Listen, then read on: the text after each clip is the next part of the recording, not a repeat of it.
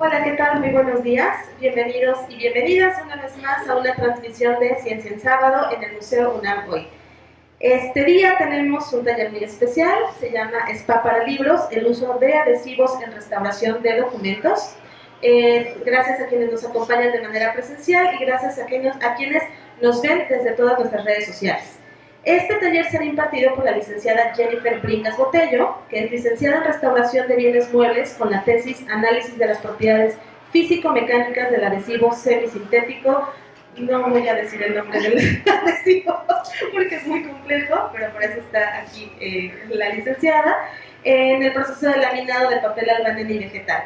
Esta investigación repercutió de forma muy positiva en la restauración de gran diversidad de documentos resguardados en el archivo histórico de la UNAM, que precisamente la licenciada nos acompaña del AUNAM ISUE, que es el instituto al que se adscribe justamente el museo. Es pasante de la maestría en evaluación en la UDG virtual, formación que ha sido de gran apoyo para realizar las actividades de diagnóstico y avalúo de los materiales documentales de la UNAM que son solicitados en préstamo para su exhibición en museos o instituciones universitarias y externas. Ha realizado trabajos de preservación, conservación y restauración para distintos fondos y colecciones de la UNAM, en el que se destaca la intervención del Fondo Colegio de San Ildefonso, proyecto con el cual ganó el concurso para la plaza de técnico académico asociado C. Realizó restauración de la restauración de 17.907 fojas en mal estado y la revisión de 102.882 fojas, las cuales se resguardan en un total de 240 cajas de archivo, ni más ni menos. Ha realizado actividades de diagnóstico de colecciones, formación de personal y asesoría en tratamientos de estabilización a distintas instituciones que han solicitado el apoyo al AUNAM. Pues ese es un gran currículum, muchas felicidades. Y sin más, le doy la palabra a la licenciada. Muchas gracias. Muchísimas gracias, bienvenidos a todos por estar aquí en este taller. ¿Sí? Ok, bueno, pues bienvenidos a todos. Esto es un taller, entonces quiero que sea como más dinámica la situación, no crean que estoy dando clase y están en el examen, ni mucho menos, ¿no? Pero bueno, el día de hoy vamos a platicar un poco de las generalidades de cómo llegamos a utilizar los adhesivos en restauración. Entonces, ¿cómo llegan los documentos a nuestras manos? ¿Qué tenemos que analizar previo a hacer una intervención? Y bueno, algunos de los ejemplos de estos adhesivos. En general, pues bueno, son una gran variedad, ¿verdad?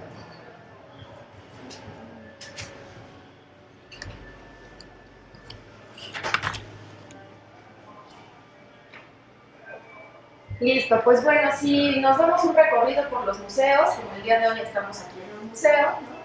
Si se dan una vuelta y ponemos atención a todas las producciones culturales, patrimoniales que se generan, pues tenemos una gran variedad de materiales, ¿no? O sea, no solamente vamos a apreciar el objeto como obra de arte o como objeto patrimonial o histórico, sino vámonos un poquito más hacia adentro, vamos a ver más en detalle nuestros documentos o nuestras piezas, y pues bueno, podemos ver que pueden estar hechos de madera, de papel, de textil, ¿no? O sea, pueden ser piedra, metal, concha, hueso, estuco, pintura, cerámica, cera, partes animales, elementos vegetales. O sea, si realmente ponemos atención en nuestros objetos, pues tenemos una gran variedad de materiales, ¿no? Si saben de algún otro, digan, ¿no?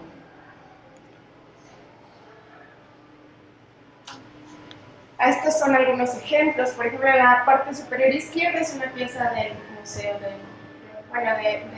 una producción artística contemporánea que está en esta instalación en el Banco de México, y la verdad cada una de las piezas tiene materiales distintos, tiene material pétreo, tiene metales, tiene alambres, ¿no? Tiene fragmentos orgánicos, ¿no? Nuestros libros, nuestros maravillosos libros históricos, estas son de las piezas que se encuentran en Franz Mayer, por ejemplo, ¿no? Estas decoraciones maravillosas que están elaboradas, que dices, bueno, están preciosas, pero ¿con qué las hicieron? ¿No? ¿Qué materiales utilizaron? ¿Qué pigmentos? ¿Qué adhesivo? ¿No? Muchas veces estos materiales están elaborados con temples, ¿no? De huevo, de caseína, y otras piezas, por ejemplo, ya son más contemporáneas, pues con materiales acrílicos, polímeros, ¿no? Pero bueno, de todo esto, ¿qué se restaura y qué no se restaura? ¿O a qué le metemos mano para reparar aquellos daños que son necesarios intervenir? Pues aquí les pongo dos ejemplos importantes. El de en la parte superior derecha es una obra, no sé si se acuerdan de este caso, en el 2018, una pieza que estaba en exhibición en Miami, me parece, una pieza artística muy reconocida de Jeff Knox, que una visitante del museo pensaba que esta pieza era realmente un globo. Entonces, por querer agarrar el globo, tiró la pieza y resulta que no, era una pieza cerámica y se estrelló en 1000 pedazos. Imagínense, se endrogó la muchacha, se asustaron los del museo. ¿Y qué es lo que vamos a hacer con esta pieza? ¿No? ¿Ustedes qué piensan? Adelante. Bueno, pues, en conclusión, no le pasó nada porque esta era una reproducción, ¿no? Entonces, afortunadamente no tuvieron que ni hacer la restauración de la pieza, ni la señora se quedó drogada por $45,000, que era en lo que estaba evaluada la pieza por estar en el museo. Después viene este ejemplo muy bonito de Banksy, de esta imagen muy icónica inglesa de la niña con globo, en donde esta obra de Banksy fue subastada en la casa de subastas Sotheby's en el 2018, me parece, y en el momento que se da el martillazo final, donde ya se llega a, creo que era 1.5 millones de dólares, dan el martillazo y en ese momento se empieza a autodestruir la pieza. Y el cuadro tenía un sistema de autodestrucción en donde dan el martillazo y automáticamente se empieza a destruir el mundo. Entonces, obviamente esto fue intencional, ¿no? El artista no quería que se materializara su obra en dólares, ¿no? O sea, en peso, digamos un valor de subasta. Entonces lo que hizo fue como hacer esta reflexión de la materialidad de las piezas y de su valor, y la renombró. Entonces, obviamente la pieza ya vale más, ¿no? Por estar rota hasta la mitad. Entonces ya le cambió el nombre y ya tiene un valor muchísimo más alto. Entonces, obviamente, analizando estas situaciones, pues no necesariamente tienen que ser sujetas a un proceso de restauración. Pero bueno, ¿qué pasa con toda nuestra producción cultural? No necesariamente llamamos patrimonio, sino todo eso. Estas piezas artísticas, culturales, inclusive hasta manifestaciones, no sé, personales, en donde nosotros muchas veces sí queremos conservar nuestra producción, ¿no? ¿Quién no ha hecho cartitas o dibujos? O inclusive hasta los niños de primaria le dan el dibujo a su mamá y la mamá lo tiene que superguardar y poner en el refri, porque si no los niños dicen, ay, no me quieren, ¿no? Entonces, este tipo de producciones, pues nosotros ya tenemos como esta costumbre o esta necesidad de mantener en buenas condiciones nuestra producción. Inclusive, pues bueno, históricamente las tablillas que estaban elaboradas con escritura cuneiforme, estaban elaboradas en piezas de arcilla. El proceso de conservación hasta el descubrimiento en nuestros días fue que los fenicios metieron esas mismas tablillas en arcilla, en unas ollas de barro ya cocida, y la arcilla estaba fresca. Entonces, al momento de secarse, se mantuvieron en buenas condiciones hasta que fueron descubiertas, ¿no? Otro tipo de reparaciones, ¿no? Llamémosle con el nombre de reparaciones para conservar el patrimonio documental, es que, bueno, en los monasterios, si se les rompía el pergamino, obviamente la producción de pergamino antes no había papel, ¿no? Antes los libros se hacían en pergamino. Entonces, era muy difícil estar, pues, matando animales y llevando a cabo todo ese proceso de curtido para hacer la formación del pergamino. Entonces tenían que conservar la mayor cantidad de material, ¿no? Y si se les rompía una pieza, una hoja de pergamino, pues lo que hacían es repararla haciendo una costura, ¿no? Este tipo de reparaciones existen. Después también está, como por ejemplo las reparaciones japonesas, ¿no? El kintsugi, que es el famoso arte de la resiliencia, ¿no? Que a diferencia de muchas filosofías occidentales, ¿no? En donde no hacemos una restauración o la reparación del daño sin que se note lo menos posible, ellos al contrario, ¿no? Tienen esta filosofía en donde quieren que se note la restauración de la pieza y generalmente no es decoración, les ponen oro a las uniones para que se noten, ¿no? Esto es parte de la filosofía oriental. Pero bueno, ¿qué debemos de hacer, ¿no? Para tomar esta decisión de si se repara, no se repara, se restaura, no se restaura? Ya hablando como en patrimonio documental, ¿no? ya llevando este proceso a un proceso más de profesionalización hacia documentos y obras artísticas e históricas, pues ¿qué debemos hacer? Tenemos primero que tener un conocimiento de la estructura del objeto. De qué está formado este objeto, cómo se elaboró, qué materiales se utilizaron en aquel momento, cómo se produjo, con qué intención inclusive, para que podamos analizar realmente, digamos, todos los frentes de esta pieza. Verificar su estado de conservación. Obviamente, si ya conocemos cómo está elaborado nuestro documento, pues tenemos esta posibilidad de conocer cómo va envejeciendo, ¿no? Cómo va envejeciendo el material o cuáles son los daños que puede presentar el documento con los diferentes factores que pueden presentarse, ¿no? Si tienen alguna duda, con toda confianza, por favor.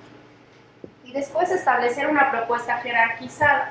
Entonces, por un lado ya tenemos conocimiento de los materiales, después tenemos conocimiento de cómo se deterioró, y el tercero debemos de tener también conocimiento de cuáles son nuestros posibles materiales que podemos emplear en restauración. ¿Tenías alguna duda? Okay. Si ya conociendo estos tres factores, digamos, materiales, podemos jerarquizar el deterioro. ¿A qué me refiero? Vamos a poner un ejemplo muy dramático, ¿no? Ustedes están en Semana Santa, se van de vacaciones, se van a la playa, pero se les olvidó cerrar una ventana y al lado de esa ventana estaba su librero.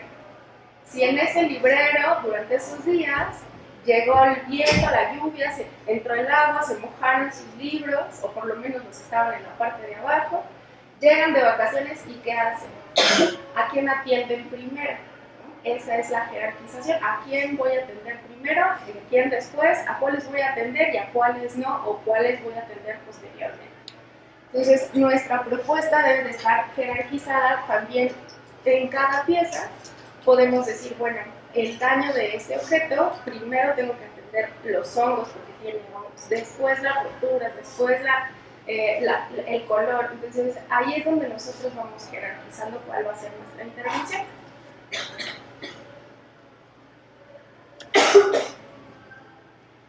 Vamos a conocer un poquito de nuestro objeto de estudio, ¿no? En el archivo histórico tenemos una gran variedad de piezas documentales con diferente naturaleza, pero más del 90% tenemos los documentos con soporte de papel, ¿no? Ya sean papel, hojas sueltas, libros, fotografías, ¿no? Diferentes, reconocimientos. Todos estos objetos, aunque son piezas documentales, pues su principal soporte es el papel. Entonces, conociendo primero cómo se comporta el papel o de qué está hecho el papel, pues ya vamos a poder entender cómo lo podemos intervenir.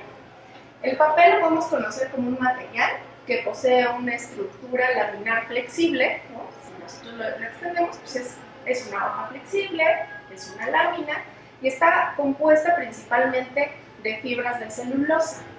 Celulosa que es un material orgánico y que proviene de diferentes fuentes, ¿no?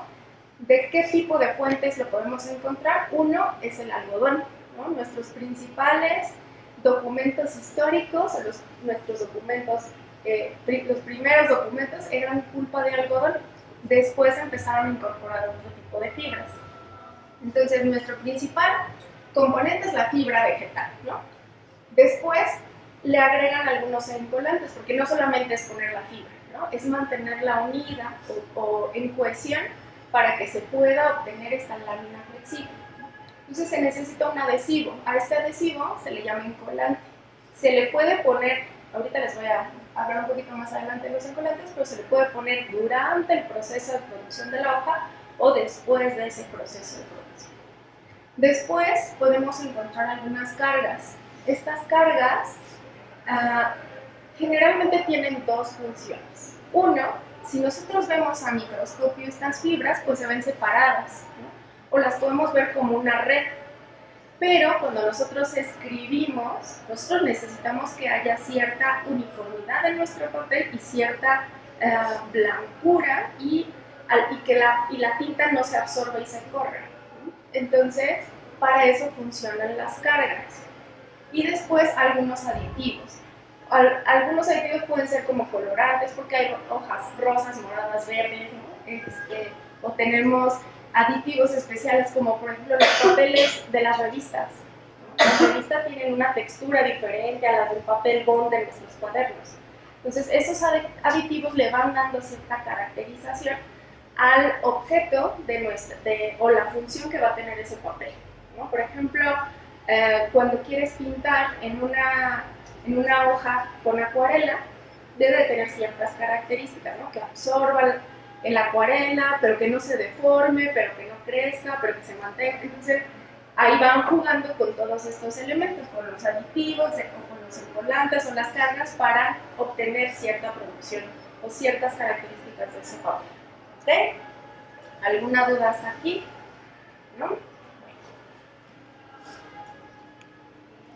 Estas son como las principales fibras que nos hemos encontrado en el archivo, que son fibras de algodón, fibras de lino y fibras de madera. Aquí tenemos, químicamente tienen digamos, un compuesto uniforme que es la celulosa.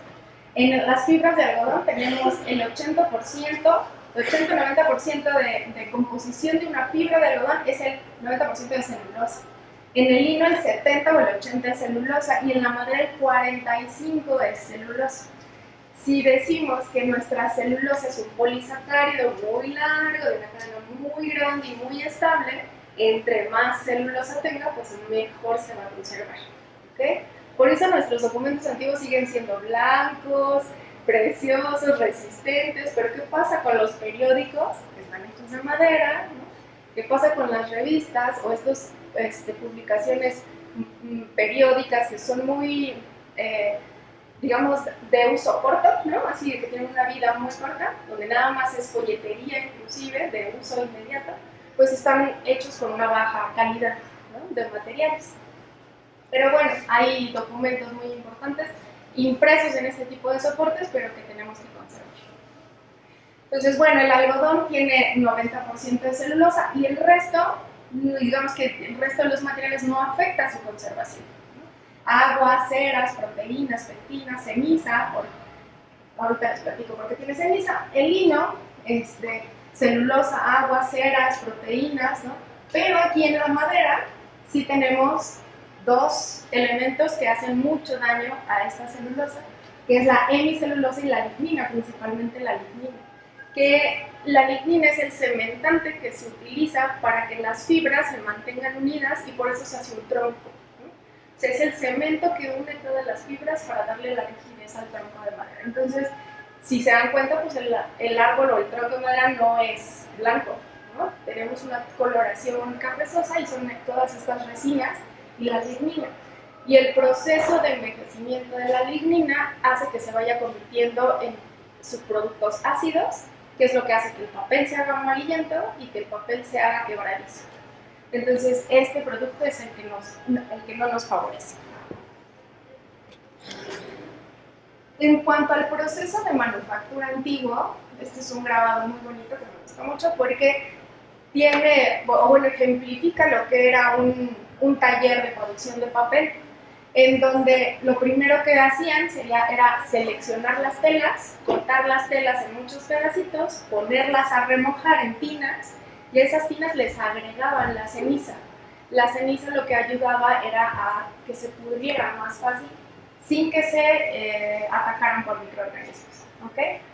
Entonces, bueno, se pudrían estas fibras, se maceraban o se machacaban con martillos de madera para que se fueran esparciendo y después se pasaban a unas tinas con mucha más agua, con una cantidad más grande de agua, en donde se hacía una suspensión de estas fibras. Y ya con un bastidor se empezaban a extraer cada una de las hojas. Cada una de estas hojas se iban apilando entre fieltro, hoja, y se sometían a presión, se escurría toda esta agua y después se colgaban como en tendedero. Entonces, este proceso era manual, era lento, era muy, digamos, detallado en cuanto a la producción porque se seleccionaban las telas, ¿no? No era cualquier tela, eran las que estuvieran más limpias, en mejores condiciones, que no estuvieran manchadas y demás. En comparación con el proceso de manufactura moderno, en donde en lugar de fibras de lino o fibras de algodón, utilizaban, o bueno, ya utilizamos, troncos o plantas de menor porcentaje de celulosa, ¿no? Como la madera. Entonces, bueno, lo primero que se hace es un descortezado, se astillan, se vuelven astillas, se cortan por completo. Después del el astillado ya se pasa ahora sí a un refinado, ¿no? En donde como si estuvieran en una licuadora gigante, ¿no? Se refinan y se cortan hasta que estén en fibras muy cortas y muy pequeñas. Se hace la suspensión en agua y se hace después el vaciado de esta suspensión le llaman la banda sin fin, que es una banda de fieltro gigante donde se va depositando esta pulpa, va vibrando, quitándole el exceso de agua y se va formando la hoja. Entonces, estos procesos, si nosotros nos ponemos a reflexionar en a qué tantos procesos químicos y mecánicos se somete esta celulosa, pues podemos entender ahora cómo es que pueden reaccionar nuestros papeles durante el proceso de envejecimiento. Aquí en estos procesos mecánicos y químicos en la manufactura contemporánea ya hacemos, químicamente le quitamos la lignina, por ejemplo, por eso sus papeles o sus cuadernos Bond pues son blancos, ¿no? Se le agregan estos aditivos, ¿no? Que principalmente son colorantes para que se vean más brillosos y blancos, ¿no?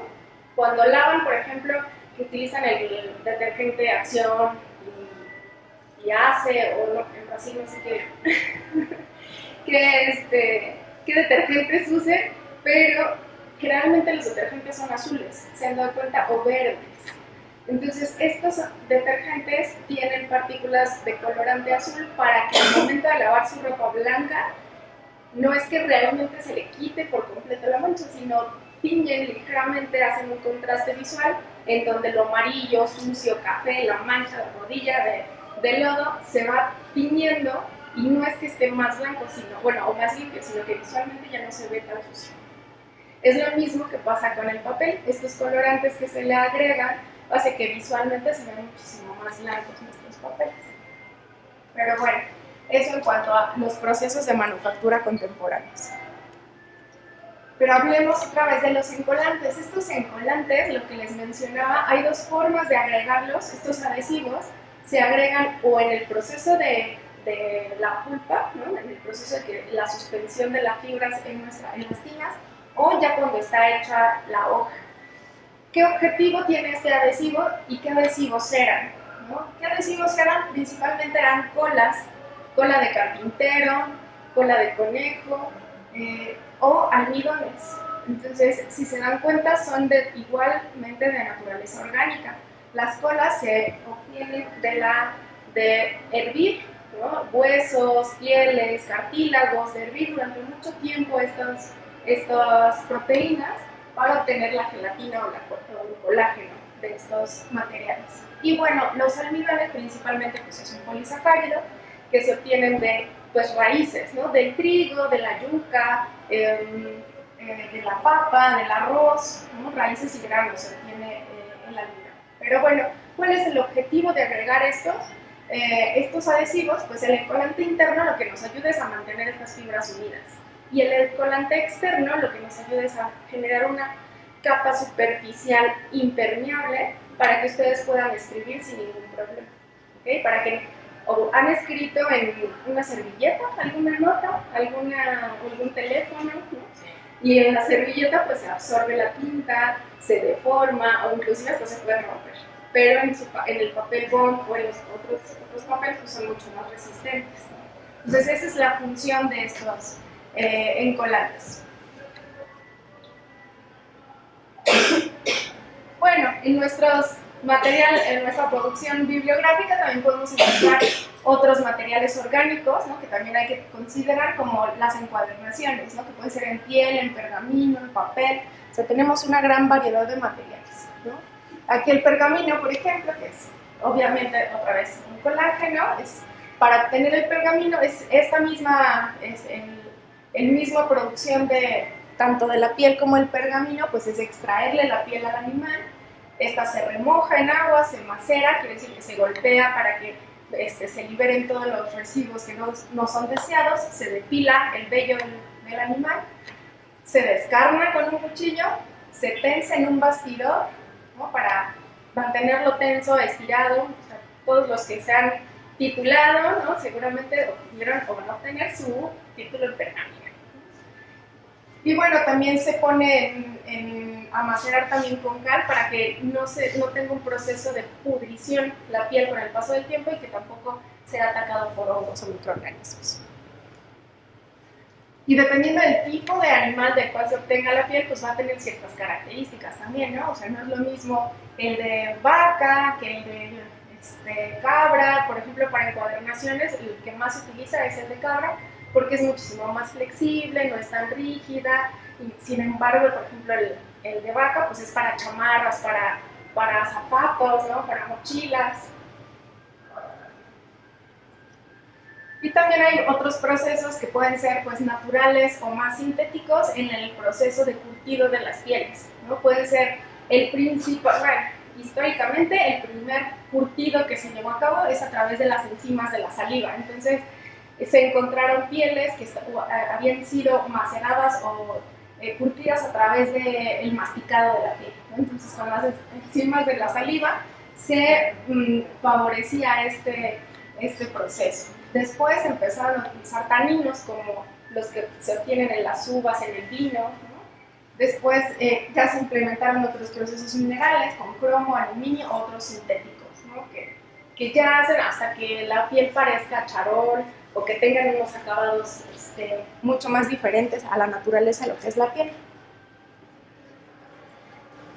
Entonces decimos que los adhesivos los hemos implementado en nuestra fabricación de documentos a través de los encolantes, de los adhesivos, los mismos adhesivos que utilizamos al hacer las encuadernaciones, ¿no?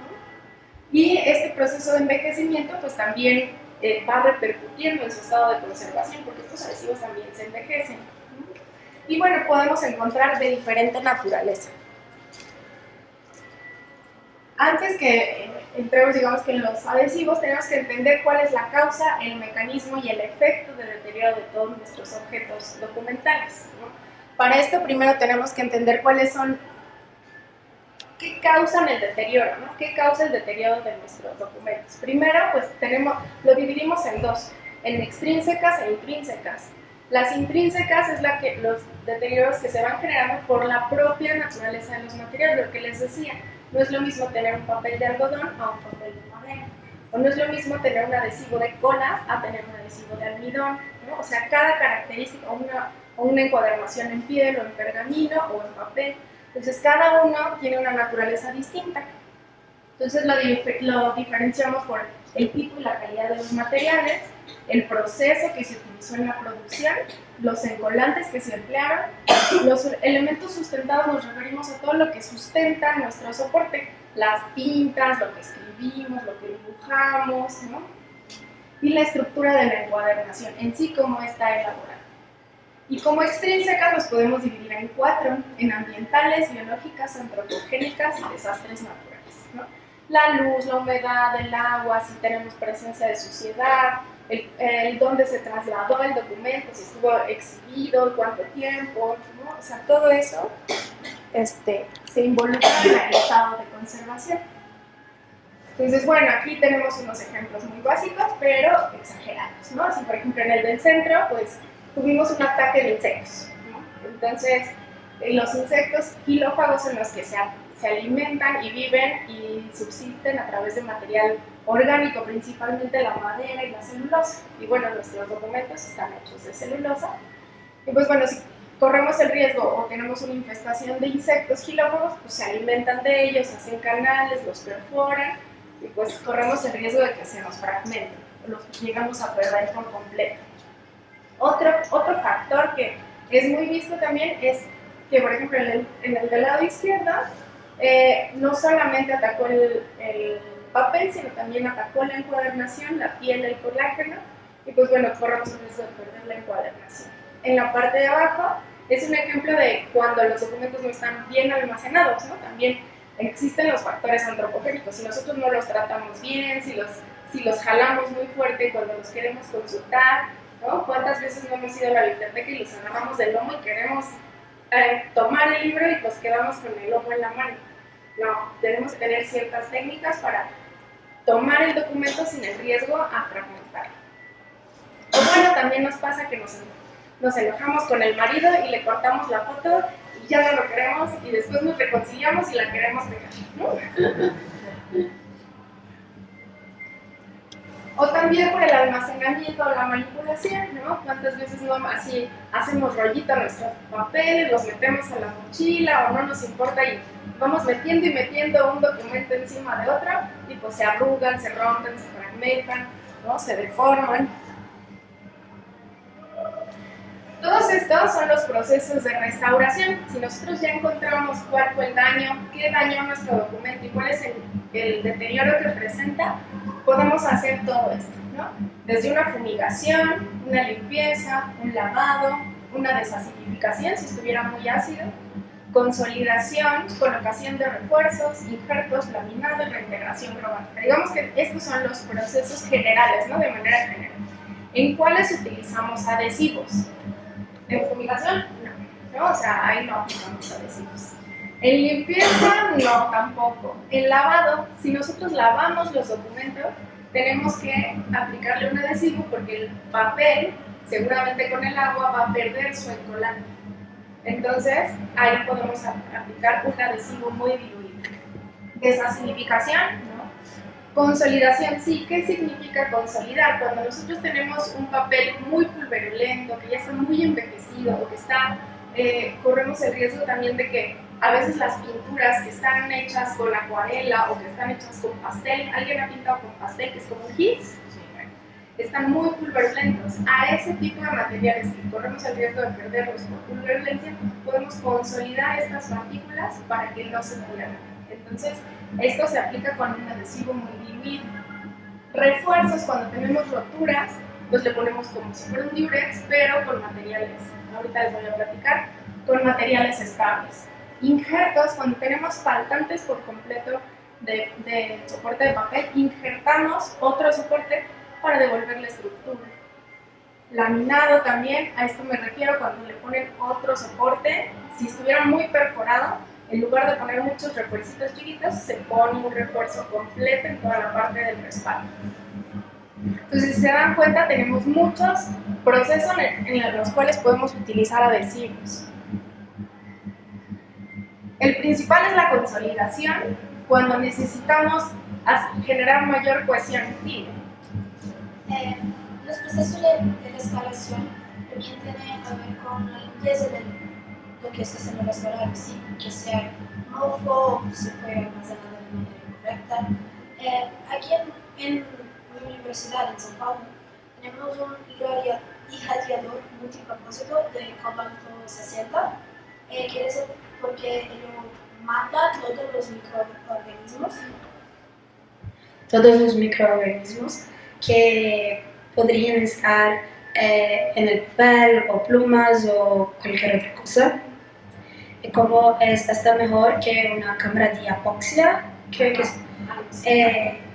aquí en México también este proceso. Utilizamos más el proceso de adopción en cuanto a ataques de insectos.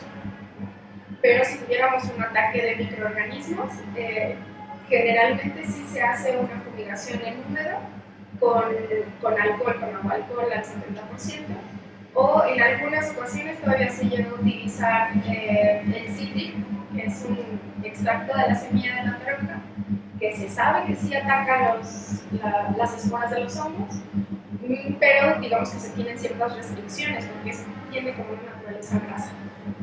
Entonces sí, o también se puede llegar a hacer, bueno, inclusive en algunos lugares donde se ha tenido que congelar todo el acervo por algún proceso de inundación para evitar el ataque de hongos, ¿no? Pero eso es un proceso de rescate y es un proceso preventivo, ¿no? para ir controlando después el secado de los documentos. Entonces, eso es lo que en su mayoría se utiliza.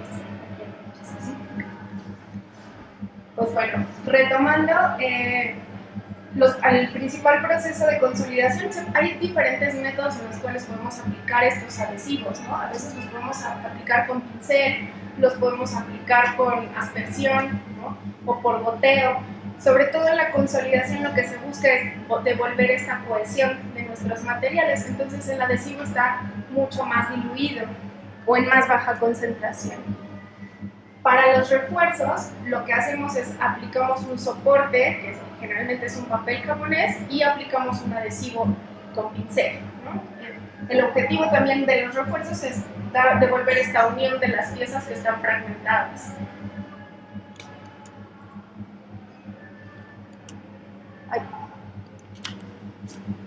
En los injertos, lo que les mencionaba en la imagen anterior es que reponemos esta parte del sustrato que se fue perdido, ya sea en papel, en pergamino o en piel, ¿no? Vamos restituyendo este material para devolverle estabilidad estructural.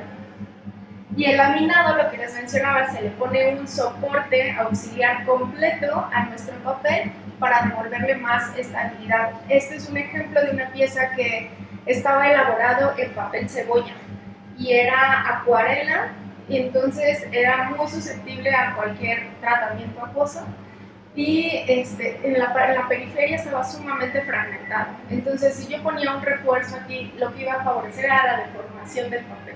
Entonces se decidió poner un laminado completo con un proceso. Aquí el proceso es distinto, les mencionaba, puede ser con pincel, por aspersión, por goteo, pero en este caso, a diferencia de los otros, como la capa pictórica era muy soluble, ¿no?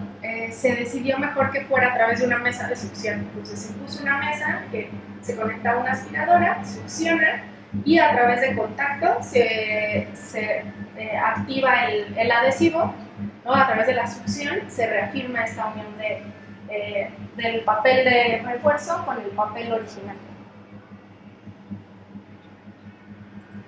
¿Qué tipos de adhesivos utilizamos en conservación? Primero tenemos los de origen animal, que es como la cola de esturión o la gelatina animal. Después utilizamos adhesivos de origen vegetal, como el almidón de trigo o el almidón de arroz, y también tenemos de origen sintético, como los éteres de celulosa y el PVA, ¿no? Estos, digamos que los podemos clasificar por su naturaleza en estos tres tipos de adhesivos. ¿Qué se utiliza? ¿En qué caso? Ahí es dependiendo del objeto, ¿no? Y dependiendo de la sensibilidad y el deterioro que presenten. Algunos de ellos, por ejemplo, la cola de esturión, es una cola de naturaleza proteica obtenida de la piel del esturión, y una de sus digamos, cualidades es la fuerza adhesiva, ¿no? A pesar de que es, digamos que es de naturaleza proteica, tiene un tratamiento para que no sea atacado fácilmente por microorganismos, y se utiliza mucho en la consolidación de tintas, en los refuerzos de soportes proteicos y en la consolidación de capas pictóricas de hoja gráfica. ¿Qué es lo que se hace? Se pone a hervir esta cola de esturión, se hace un adhesivo chicloso, ¿no? Y dependiendo digamos, del nivel de concentración que necesitemos, ya sea más alta o más baja, pues lo vamos diluyendo cada vez más para poderlo aplicar en los diferentes métodos, ¿no? Inclusive el otro día estaba viendo que en España también se utilizan métodos de nebulización, entonces para consolidar capas pictóricas. Entonces no solamente a través de pincel o aspergiando, sino que también se disuelve, o sea, hace una solución como una concentración muchísimo más baja, y se aplican a través de un vapor, ¿no? A través de vapor o una neblina. La gelatina, particularmente la gelatina de tipo B, se utiliza para consolidar ya sea documentos con tintas ferrogálicas, que son estas tintas antiguas que se utilizaban o que se hacían con hierro, ¿no? Que tienen esta coloración café en documentos antiguos. Se utilizaba para consolidar estas tintas, o también se utiliza mucho para fotografía, ¿no? O para injertos también. El almidón es el más utilizado en conservación. Tenemos Pues el almidón sabemos que es una proteína, es un polisacárido de alto peso molecular, está, digamos, conformado por amilasa y amilopectina, donde lo que nos ayuda es a generar una estructura bastante resistente, ordenada, ¿no? Al momento del secado, y tiene una fuerza adhesiva también muy alta, pero la ventaja de este adhesivo es que es muy flexible, ¿no? Entonces, una de las características es que tenemos que conservar la flexibilidad de nuestros papeles y nuestras pieles y pergaminos, ¿no? Entonces, esta flexibilidad de nuestros materiales la tenemos que conservar. Entonces, hay ciertas características que deben de tener los adhesivos para poder ser utilizados en restauración. Otra de las peculiaridades de todos estos adhesivos es que son reversibles, ¿no? Esto quiere decir que se pueden retirar aunque ya hayan secado. Los éteres de celulosa, este es, como su nombre lo dice, es una celulosa modificada químicamente, ¿no? En donde el grupo H es sustituido, ¿no? Entonces tenemos diferentes tipos de éteres de celulosa y los que se han utilizado más en conservación es el metilcelulosa, ¿no? Y el glucel, que ahorita se los voy a enseñar, ¿no? Ahorita vamos a trabajar con esos dos éteres. Y bueno, tiene una gran ventaja porque también tiene alta fuerza adhesiva, es muy flexible, genera una película homogénea, y otra gran ventaja de uno de estos, que es el glucel, que es una hidroxipropilcelulosa, este adhesivo se puede no solamente solubilizar en agua, sino en alcohol. Entonces favorece la volatilización del solvente, ¿no? Y podemos hacer tratamientos como más controlados y con respecto a la solubilización de medios. ¿Cuáles son las características que debe tener un adhesivo para ser empleado en restauración? Primero, pues la adhesividad, ¿no? Que tenga suficiente fuerza adhesiva, pero no tan rígida para que se vuelva quebradizo, ¿no? Entonces, debemos de mantener esta flexibilidad de nuestro documento, pero que sí se mantengan estas dos piezas unidas, ¿no? Después, la reversibilidad. Esto quiere decir que estos adhesivos que nosotros apliquemos, obviamente, pues van a envejecer también, son materiales orgánicos, que en su mayoría los estamos utilizando, y al momento de envejecer, pues llegan a un punto en el que ya no van a seguir cumpliendo su función, ¿no? De unir estas piezas. Entonces se tendrán que retirar en algún punto, pero sin dañar el original. ¿Sí me explico? O sea, vamos a retirar este adhesivo, no solamente físicamente, sino que materialmente no dañemos el original. Flexibilidad, lo que les mencionaba, que se pueda elaborar una capa homogénea, pero que se mantenga flexible. Debe tener transparencia, porque visualmente no debe de alterar, ¿no? La lectura de nuestro documento, y debe de ser, digamos, llamativo durante la consulta, incoloro, que no manche también, y debe de ser compatible. Este punto es importante porque la compatibilidad hace que químicamente se mantenga esta unión, no solamente química, sino física, ¿no? O sea, que la naturaleza química de los materiales del adhesivo y la naturaleza química de nuestros materiales originales sean compatibles para que se tengan hasta el mismo comportamiento durante el proceso de envejecimiento o coexistencia. Hay diferentes criterios, ahorita vamos a ir interviniendo nuestros documentos, y bueno, hay criterios de intervención, algo que quería como mencionar, que durante los procesos de restauración pues hacemos la intervención mínima necesaria. Esto quiere decir que no hacemos de más, ¿no? Había una frase que nos decían en la universidad que decía: donde la imaginación empieza, la restauración termina, ¿no? Entonces hacemos lo mínimo indispensable para mantener estable este documento y pueda seguir transmitiendo información, ¿no? En cuanto a la estabilidad, les mencionaba que estos adhesivos o estos materiales pues pasan por todo un proceso de investigación, no solamente es porque ahí se nos ocurrió, ¿no? Pasan por todo un proceso de investigación donde se hacen pruebas de envejecimiento, se hacen pruebas de tensión, se hacen pruebas de envejecimiento acelerado, les mencionaba, de flexibilidad. Entonces, todo esto se hace previo a su implementación, ¿no? Y lo que les mencionaba de la compatibilidad, que sean químicamente y físicamente compatibles. Y de la reversibilidad, de que podemos retirarlos sin ningún riesgo. Bueno, pues muchísimas gracias. Hasta aquí, digamos, la parte teórica. Vamos a empezar con el taller. No sé si quieran mencionar algo. Nada más mencionar que cuando tenemos algún acervo, yo hablo fuertísimo, ¿sí? Que cuando tenemos algún acervo con diferentes materiales, por ejemplo estas bibliotecas antiguas, lo que hacen es separar los libros, ¿no? Dependiendo del tipo de materiales de los que usted ya nos comentó, ¿no? Del que haya sido hecho, porque cuando empiezan a envejecer, pues el proceso de deterioro conlleva diferentes elementos orgánicos, entonces no podemos mezclar en un solo acervo, digamos, documentos hechos con algodón, con documentos hechos con madera, porque se pueden dañar mutuamente, ¿no? Entonces, para mí me ha tocado ver bibliotecas en donde sí hay como una clara distinción que, bueno, el espectador ignorante, digamos, o lego como nosotros no sabe, pero los bibliotecarios te explican que, bueno, hasta aquí son de tal material y hasta acá son de tal material para que justamente no haya esta mezcla, ¿no?, de los procesos degenerativos que pueden traer los distintos materiales. Claro, una de las, digamos, particularidades de nuestros documentos es que tenemos en su mayoría material orgánico.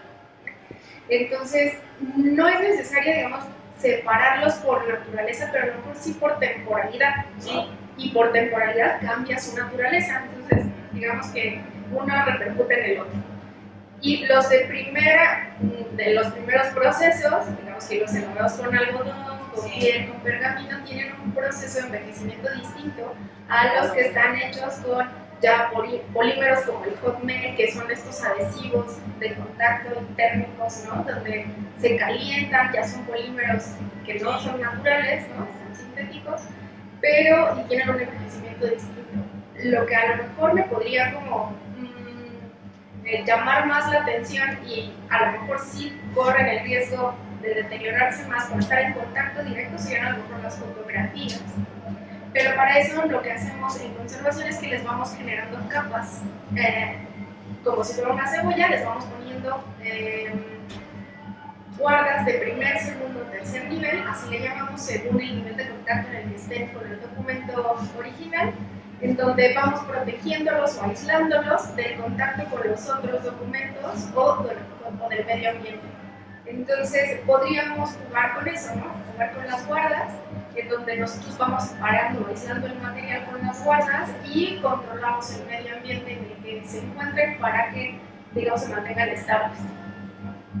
Entonces, controlando esos dos factores, el contacto directo y el medio ambiente, podríamos tener como una convivencia sana, ¿no?, entre todos ellos. Sí, muchas gracias. ¿Algún otro comentario? ¿No? Muchas gracias. Muchas gracias a la licenciada Jennifer Bringas por este taller. Agradecemos a las personas que nos acompañaron en nuestras redes sociales. Les recordamos que tenemos una cartelera de actividades durante los fines de semana, durante los días sábados, pero también entre semana tenemos un taller de alfabetización digital y tenemos activaciones literarias con el programa Universo de Letras. Nosotros continuamos aquí con el taller, nos despedimos, nos vemos en la próxima emisión de Ciencia en Sábado. Gracias.